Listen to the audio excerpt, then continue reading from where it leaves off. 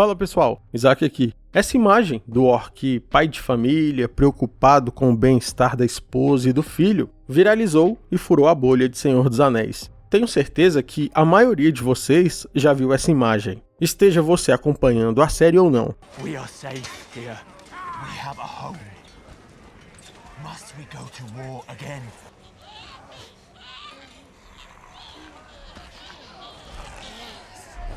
A questão é, algo do tipo existe dentro do universo de Senhor dos Anéis? Mulheres orcs sequer existem no legendário de Tolkien? Ou os orcs nasciam da lama, como vemos no primeiro filme com Saruman? Vamos falar sobre isso neste vídeo.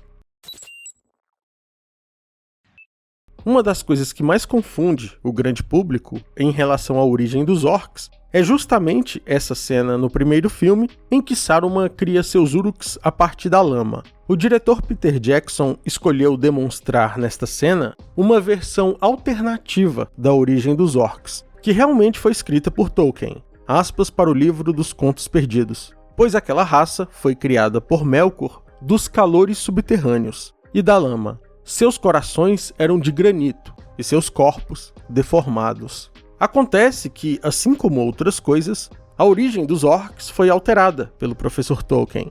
Por exemplo, nas versões antigas da história, existiriam centenas de Balrogs sob o comando de Morgoth, invadindo a cidade de Gondolin. Porém, Tolkien revisou essa questão antes de publicar o Silmarillion, e na versão final ficou estabelecido que somente 7 dessas criaturas existiram. Da mesma forma, a origem dos orcs foi alterada. Como já mencionado em diversos vídeos aqui do canal, a versão oficialmente adotada por Tolkien é aquela que foi publicada no livro Silmarillion, no sentido de que Morgoth sequestrou alguns elfos e os torturou até o ponto de eles se tornarem aquilo que conhecemos hoje. Curiosamente, apesar de ser mostrado ao espectador Uruks literalmente brotando de buracos na terra, no mesmo filme, Saruman relata a versão correta a Lurtz, o Uruk, general de seu exército. Sabe como os orcs assumiram forma física? Uma forma de vida terrível e arruinada. Torturados e mutilados. Eles eram elfos. Eu não posso aqui garantir, com certeza, o motivo pelo qual Peter Jackson optou por inserir essa versão alternativa dos orcs nascendo de buracos, mas eu tenho uma boa ideia da razão. A intenção do estúdio era de manter a classificação etária dos filmes a menor possível, ou seja, alcançar um público maior e vender mais ingressos. Se eles colocassem as coisas como realmente acontecem nos livros, isso definitivamente não seria possível, porque as mulheres orcs eram basicamente escravas para fins de procriação. Quer dizer, como vocês acham que os orcs se multiplicam numa velocidade tão grande? Dezenas de vezes mais velozes do que homens e elfos. Não é de uma maneira saudável, se é que vocês me entendem. Então creio que Peter Jackson pensou, cara, é melhor a gente evitar esse assunto espinhoso e colocar a versão que eles simplesmente saem de buracos. Para apaziguar os fãs mais ferrenhos, a gente inclui a versão oficial no diálogo entre Saruman e seu general. Feito esse contexto, vamos à próxima questão. Tolkien de fato confirma que existem mulheres orcs e que os orcs se reproduzem de maneira similar aos humanos? Sim, primeiro numa carta escrita ainda em 63 a uma leitora chamada Senhora Mumby. Tolkien diz o seguinte, aspas, deve ter havido mulheres orcs, mas nessas histórias, raramente os orcs são vistos, exceto como soldados de exércitos a serviço dos senhores malignos. Naturalmente, não conheceríamos muito sobre suas vidas, não se sabia muito. Em outras palavras aqui, o professor está dizendo o seguinte, não adentramos em grandes detalhes do cotidiano das mulheres orcs, porque a obra é essencialmente focada na guerra. Guerra do Anel, Guerra dos 5 Exércitos, Guerra das Joias, Guerra dos Poderes, Guerra de Númenor, Guerra de Eregion. As mulheres orcs não participavam dessas guerras, logo, não conhecemos muito sobre elas. O mesmo se aplica às mulheres anãs. Um belo exemplo é Éowyn. Por qual razão conhecemos tão bem Éowyn e não conhecemos as demais mulheres de Rohan? Porque ela participou da guerra, certo? Que é o foco da história. Mas não foi somente na carta à Senhora Mumby que Tolkien entrou neste assunto. Mais adiante, no livro Silmarillion, o professor oficializaria não apenas a origem dos orcs, mas o modo como eles se reproduzem. Aspas. Todos aqueles Khendi, elfos, que caíram nas mãos de Melkor antes da destruição de Utumno, foram lá aprisionados e por lentas artes de crueldade, corrompidos e escravizados. E assim, Melkor gerou a horrenda raça dos orcs, por inveja dos elfos e em imitação a eles, pois os orcs tinham vida e se multiplicavam da mesma forma que os filhos de Ilúvatar. Para quem não sabe, filhos de Ilúvatar se refere a homens e elfos. Ou seja, Tolkien está nos dizendo com todas as letras que os orcs se reproduziam ao mesmo modo de homens e elfos. O problema é que essa reprodução não era algo natural, espontâneo, e sim artificial, porque tanto Morgoth quanto Sauron buscava o maior exército possível no menor espaço de tempo. Neste cenário, não há espaço para amor, romance, cortejo. Os orcs eram escravos, fossem eles homens ou mulheres, e as coisas eram brutais.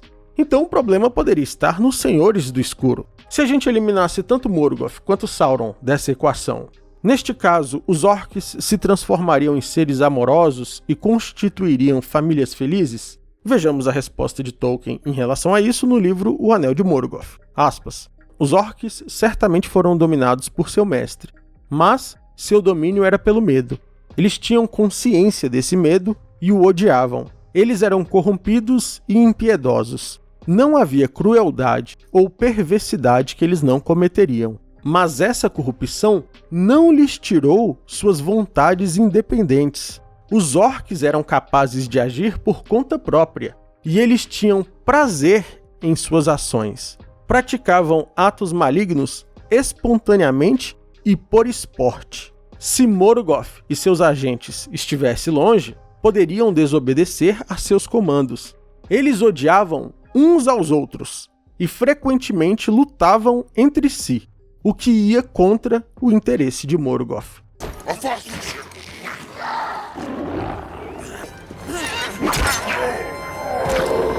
Parece que a carne voltou ao cardápio, rapaz!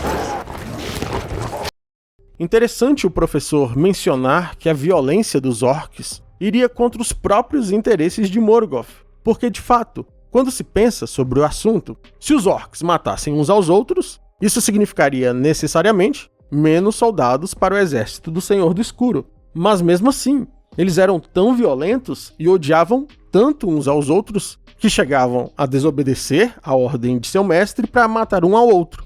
No livro As Duas Torres, já na Terceira Era, 2 orcs conversam e cogitam fugir de Mordor e de Sauron. Mesmo nesta breve conversa, você consegue captar as más intenções deles. Aspas. O que você me diz? Perguntou Gorbagr.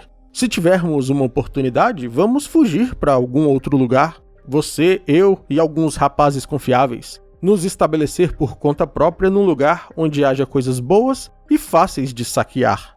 E sem chefes. Ah, disse Shagrat, como nos velhos tempos.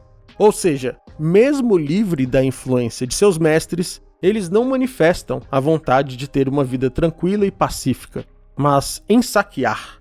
Agora, com tudo isso estabelecido, eu gostaria de apontar o seguinte. No mundo real, de fato, caberia uma discussão filosófica no sentido de que ninguém é totalmente bom ou totalmente mal. No entanto, não estamos falando do mundo real. Estamos falando de um mundo fictício. E no mundo fictício, é completamente possível existir criaturas puramente más. E eu vou além. Incluir essa humanização dos orcs na série é, ao meu ver, extremamente contraproducente. Porque digamos que a gente então comprasse essa ideia do orc pai preocupado e dessa família orc. Se a gente compra essa ideia, Aragorn, por exemplo, e os Cavaleiros de Gondor seriam os vilões então. Certamente, aos olhos dessa família orc, a Guerra da Última Aliança se traduz nos elfos e homens matando um monte de orc pai de família e deixando um monte de viúvas e órfãos. Ou eu estou errado? Aos olhos dessa mulher orc humanizada não seria exatamente isso? Por essa razão eu disse que considero isso algo contraproducente para a própria série.